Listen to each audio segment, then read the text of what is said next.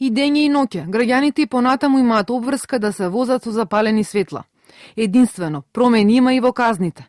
Во текот на денот овој прекршок ќе веќе поевтино, односно 15 евра, ноќе 25 евра.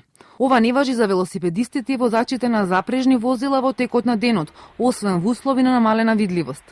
Едно од назначајните новини во законот е тоа што во населено место максималната брзина ќе биде 50 км на час. Само по исклучок со сообраќаен знак може да биде до 70. За овој прекршок предвидена е мандатна казна од 10 евра или 10 негативни поени, па се до 400 евра или пак 65 негативни поени, зависно од тоа колкаво е претшекорувањето на брзината. Градацијата е од 10 км на час над дозволеното, па се до над 50 км на час. Покрај ова предвидена и забрана за управување моторно возило од 6 до 12 месеци. Слична градација на висината на санкцијата има и за брзо возење на автопат или други патишта надвор од населени места.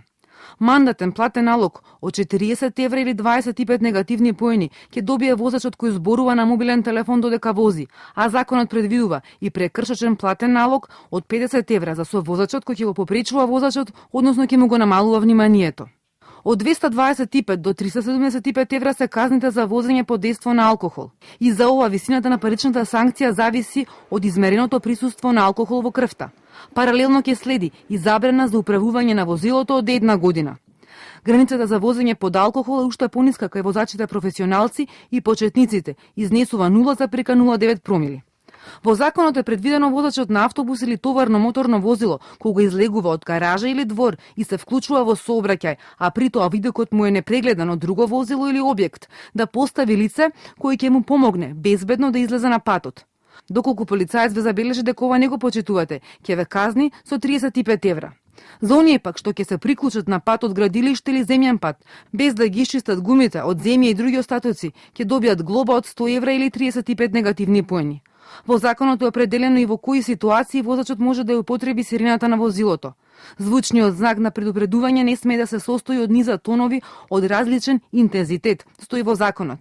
За нервозните свирежи, какви што можеме да слушнеме секојдневно по улиците, може да добиете 15 евра казна. Со новиот закон се зголемува и рокот на важност на меѓународната возачка дозвола од 3 на 5 години. Овој закон многу подетелно го регулира и унапредува работењето на автошколите и испитните центри за поквалитетна обука и оспособување на поквалитетни возачи. Овој дел од законот има одложена примена, за да може да се подготват автошколите.